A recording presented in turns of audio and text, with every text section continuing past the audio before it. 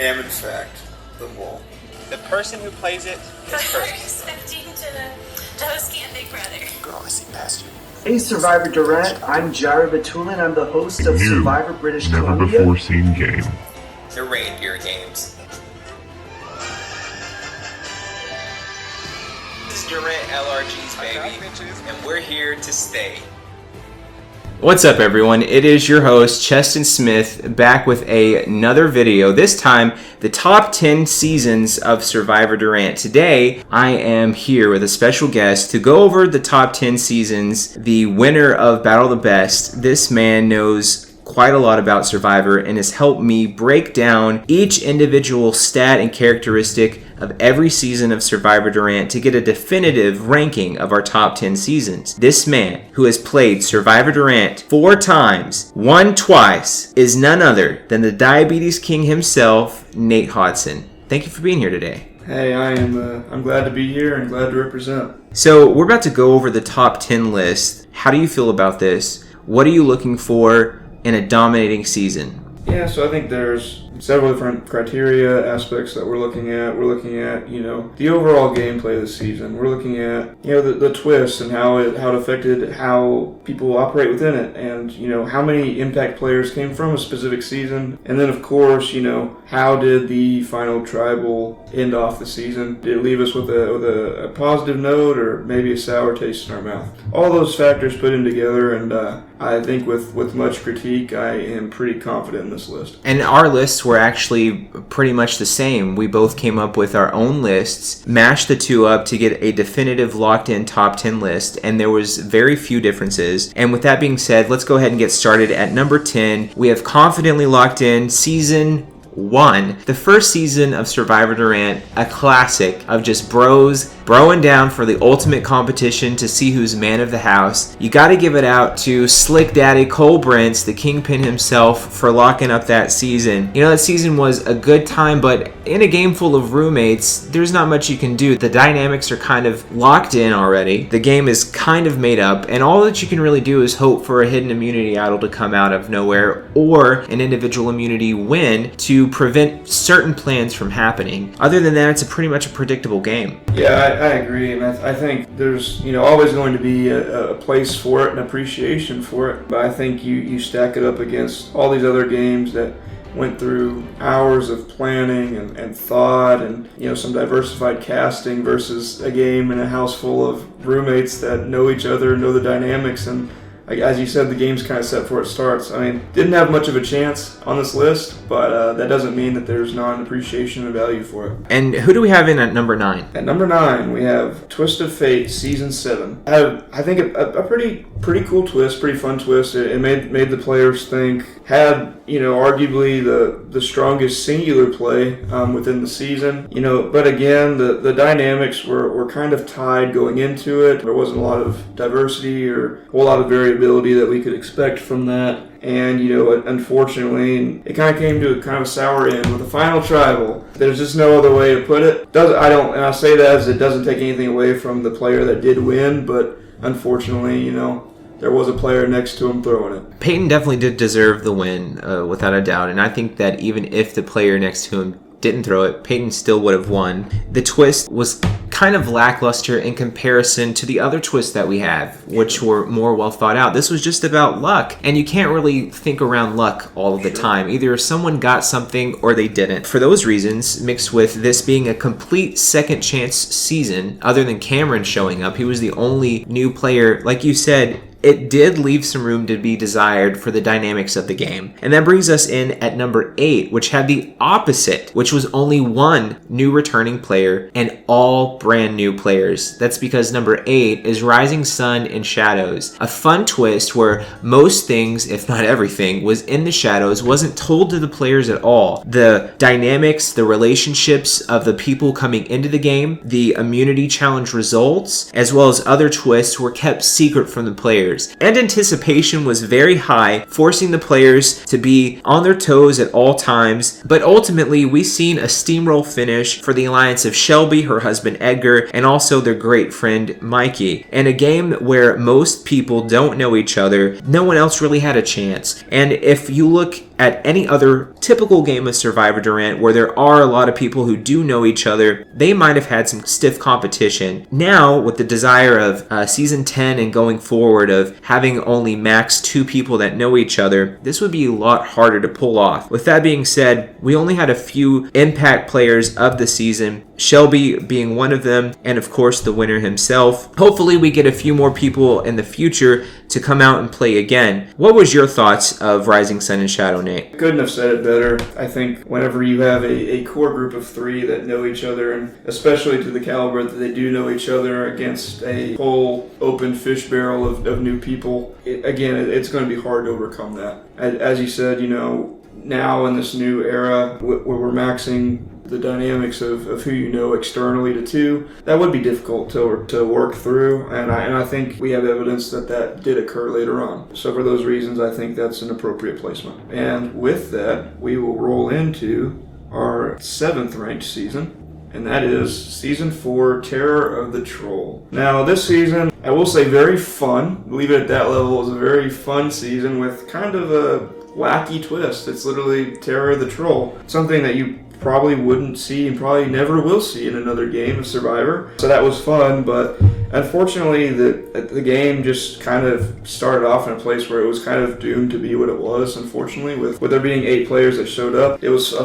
classic 4v4. One side took out the other, and then there was a race to the finish there. I do think there were some good moves there, but I think a lot of them, again, very predictable moves and the right moves. But it was just kind of cursed by circumstance, for lack of better words. I think it's the best way to describe it. And it did lead to a photo finish, an excellent final tribal council between 2 deserving players. But like you said, it's hard to have a dynamic game when there's not a lot of people to work with. The 2 sides of the coin is 2 groups of 4 players who know each other or have to know each other to break up a massive group of friends. Terror of the Troll had a twist that was so fun. Terror of the Troll 2 was deeply considered many, many times, and I ultimately settled on Terror of the Troll 2 happening at Battle of the Best. And that leads us to number 6. We're going to give it to Season 2, Redemption Island. Redemption Island was the first time that we ever had a battle back competition. It was also the first time where our game's main focus was being, instead of a game of Survivor, it was being a fundraiser for mission trips. And Redemption Island had a very unique outcome in that the merge, it was 3v6, 3 blue versus 6 red, and the final 3 was the 3 blue. So incredible to see. But ultimately, the game was decided by a hinky vote where the winner resulted in a pun. Thanks JJ for voting a man. Duh. Other than that, we've seen the blue tribe just have a kumbaya mentality, and the red tribe have a mob boss ruler in Dylan and everyone else kind of doing what they're told. Other than Briar, who flipped on red to carve his own path. You gotta give it up to independent players as well as impact players. As we move on to number 5, it would be the preceding season of Season 3, The Saboteur. There's a special place in my heart for it. It was my introduction to the Durant LRG community, but it was a game that we saw, the ultimate showdown. You had your 2 gladiators, the social game versus the physical game. Put this in a microcosm, which one comes out? And I think we got to see those 2 games, how they played side by side, and how they both made it to the end, which is pretty interesting in of itself. And as we talked through, we saw some well-played advantages, which is not a given, considering stacking up against all the other seasons. We have seen several advantages be found, but not always played correctly, and we actually saw some get played to a very effective level in this game, which I think helped it. Ultimately, the one knock I would have on it is that the final tribal, I think, left a little bit to be desired by some. But as far as the actual gameplay and mechanics of the game, how advantages were played, I think 5 is an appropriate place. What's funny about Season 3 is this will get cut out, but Jacus, Final Tribal Council, Jacus up here, Ryan down here, by Battle of the Best.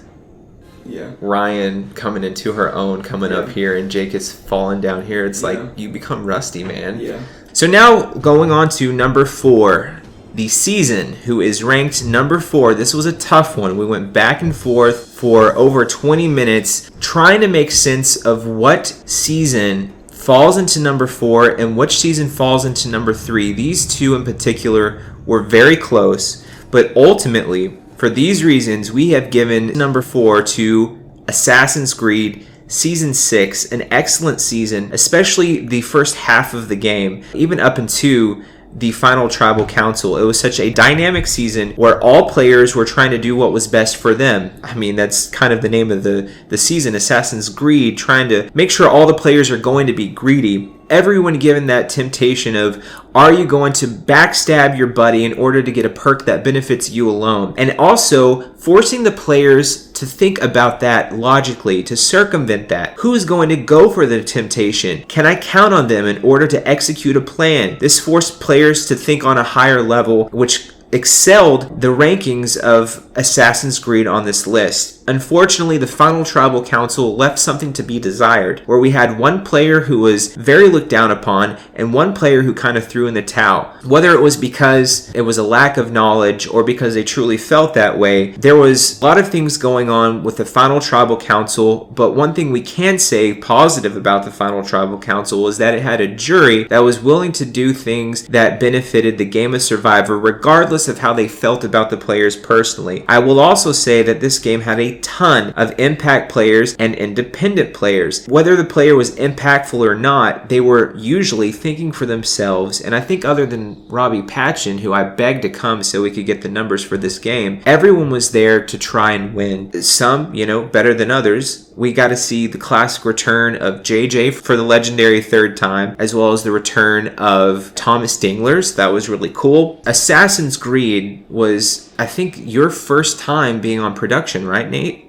Yeah, that'd be correct. What was your take on Assassin's Creed? There were just so many different sides to the game. Would be the simplest and easiest illustration I could say. There were so many different places where people were trying to establish that connection to see which path is mine. It wasn't a very linear, I have this path or this path. There were, I don't want to do the math on any combination of paths. There were to potentially get yourself to the end or at least further yourself in the game. We had a really good chance with that season to have a good production team, and we were able to bring in just a really well thought out cast, and I think that just made a huge difference in that, and it led to a very elevated form of gameplay. I agree with that, and I also agree with what you said about the merge in particular being so open, where everyone was considering everyone to go deeper into the game with him. It wasn't necessarily locked in with tribes. If someone could use someone who they weren't familiar with, they were willing to take that chance. And there were even times in the game where people like Allie and Tyler were at each other's throats, literally yelling in each other's faces, but knowing they had to continue the game, voting with each other, working together in order to survive, having to put aside their differences in order to do so. It was just a game where everyone really respected the game, and that's fantastic to see. I could not agree more. And again, this was a very difficult decision, but after much deliberation, as we put Assassin's Creed at 4, we have put Mystery Island at number 3. Mystery Island, again, that was a season that I played in. Was a blast to play. I thought it was a fun game. It was a competitive game. I think a big thing for me, particularly when I look back on it, is Season 5 was, in my opinion, kind of a place where I would argue that Survivor Durant kind of turned a corner, for lack of better words. First season was very casual, and then Seasons 2 and 3 were fundraisers for mission trips. Season 4, it was just a little bit limited by the player pool. Season 5, we're full steam ahead. This is Survivor Durant, and we are in a level of competition that's going to start being grueling, and going to have some players in it that really know what they're doing, really know their stuff. We saw even dividends of that. There are so many players that got introduced in Season 5 that have just become staples since then of the LRG community. Ultimately, it feels weird saying this about yourself, but I feel like the Final Tribal was a decent Final Tribal, where both of us had a chance to articulate our games, and ultimately the winner was decided. I agree. It was overall a very above average game from start to finish. It had a massive cast, the largest we've ever had, the only time we've ever had 3 tribes, and there weren't a ton of impactful players, but there was one major impactful player in yourself, one of the best we've ever had, which kind of made the game feel lopsided. But where there were a lot of kind of independent players, sort of impactful players, we really got to see them grow in future seasons and, like you said, establish a lot of staples. We've seen Ronnie bloom from this season forward, as well as Peyton, a future winner of Survivor Durant. Without Mystery Island, Survivor Durant couldn't be what it is today. The Mystery Island twist was something brand new. Before that, with Terror the Troll, Mystery Island really especially helped us to excel in us thinking uniquely and making games with all original twists, which is what we pride ourselves in. So without Mystery Island, we wouldn't be where we are today. And that brings us to number 2. Only 2 seasons left. Who's going to get the top spot? Without a doubt, we knew that these were going to be our top 2 seasons. Survivor Durant next, and Battle of the Best, our all-star season, were without a doubt our strongest seasons we've ever had. And me and Nate rank these the same way. And at number 2, barely missing that shot of perfection, is Survivor Durant Next, Season 10. Such a fantastic game of all new players, something that hasn't been done since our very first game, having to immediately think on a higher level than what would normally be required in a game of Survivor, because every player started with that advantage, that twist, that simple twist, forced players to think and play harder, unlike Battle of the Best, which is obviously ranked number 1, which seen a lot of different twists, which sort of complicated the game. Some would say overcomplicated the game. Next was very simple, very straightforward, and the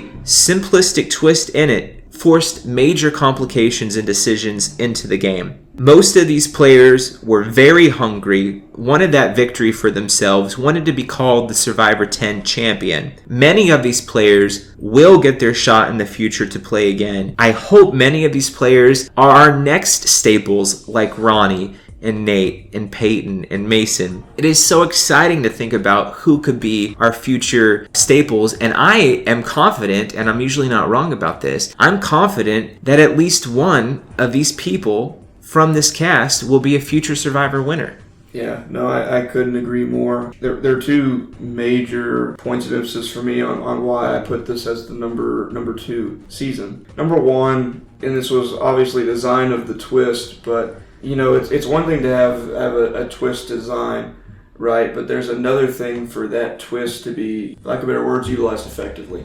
Every round, it just seemed like everyone was thinking on a high level on how to manipulate vote strategy, which is just such a fun and entertaining thing to witness. And such Survivor junkies love to see the strategy, the whipping of votes, the understanding, you know, if plan A and B and C go wrong, what's plan D? How is that going to come into effect, and when does that come into effect? And it's just so complicated to be able to think through all that, and to see, you know, a cast of all new players be able to think on that level, like it's pretty special. You know, and that kind of goes into my second point, it's just being just the diversity of the casting. I think that's what made it special and made it work, is, you know, we had a really strong rule of you really get one person outside the game that you know that you can come in with. We're kind of building this upon pairs as we do casting, and really was able to be held pretty consistent to that. You know, with those 2 points in hand, that's where I feel confident in that ranking. Yeah, and I agree with everything that you said. I really like the point that you said about everyone utilizing the twist correctly and able to come up with plans A, B, C, and D. And in future games of Survivor Durant, they all can't be this complex, this simple but tough. And in future games of Survivor Durant, where we see these folks who played Next return, they're already going to have that, man, I just went through this craziness of Next where I had to constantly be thinking what was the backup plan. They're already going to be used to that. In a lot of ways, they played their second time when they played Next. So they're already going to be pretty veteran when they return again. We're going to be seeing a lot of strong players return from Next. And that brings us to number 1, Battle of the Best. Battle of the Best. You know, I made it, but Nate, you played it. I think that only you could really talk about Battle of the Best the best. Goodness.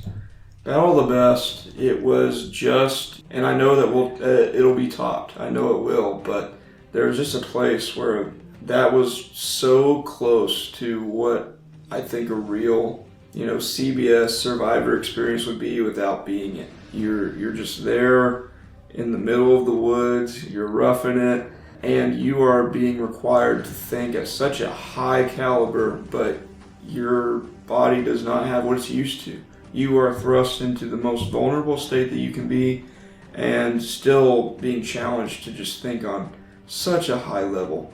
The biggest thing that I tell people, even whenever they ask about the game, right, is, gosh, they're like, man, you had to sleep on the ground? How did you fall asleep? And I said, I shut my eyes. That's it.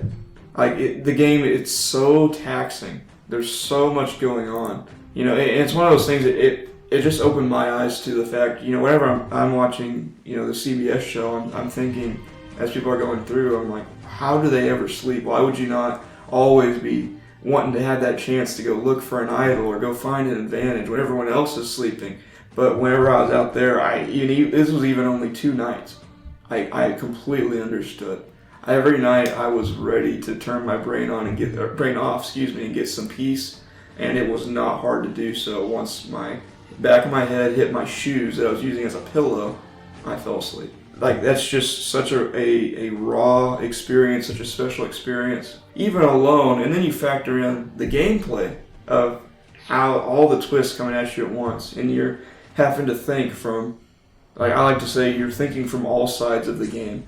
In a weird way, it kind of felt like Big Brother in a way, of just you're playing to all sides, expect the unexpected, and you're maneuvering in that capacity, and then having, even on top of our own homebred players, having experienced, not arguably the most experienced LRG player, and another one right along with him.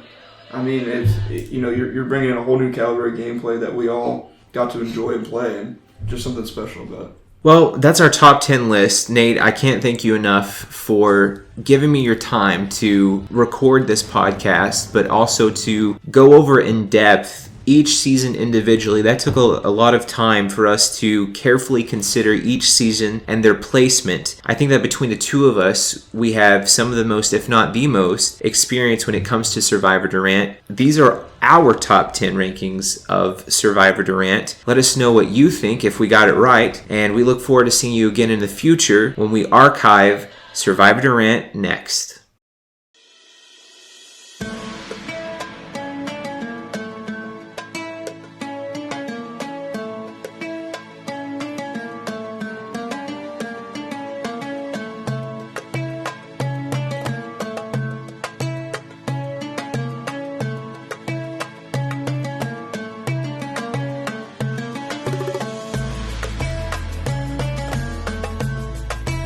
This is Arabia, a land of tradition, culture, ancient history, and the inspiration for Survivor Durant's 11th season. Many previous seasons of Survivor Durant have had cultural influences from various countries all over the world, but this time, for the first time ever, Survivor Durant will be attempting the impossible to replicate a culture and creating a one-of-a-kind experience. There will be new, never-before-seen twists, brand new attributes, and of course, a new concept. While the previous season of Survivor Durant tested the player's intuition, the new concept will test the player's gameplay style as we explore the avenue of tradition versus innovation. As seen on Survivor Durant's 9th season, Battle of the Best, there will no longer be tribe camps, but returning this season are the winning and losing camp on a more dangerous level than ever before. The winning camp, of course, will see the return of the Victor Showdown and explore the traditional side of the game. Tea ceremonies are a custom in Arabic culture, building friendships, camaraderie, and a sense of unity. But it won't be all friendship and tease at the winning camp, because the winner of the Victor Showdown will have to make a crucial decision that could far excel their game or greatly hinder it. While the losers of the Immunity Challenge will always be going to the losing camp, a desolate wasteland, home to nothing good. This harsh wilderness will be a guaranteed test to ensure that only the strong will survive. However, hidden in the endless expanse is a diamond in the rough. A weapon whose power is said to be so great it could grant its wielder any wish of their heart's desire. Just be careful what you wish for, because the payment might be too high for you to commit.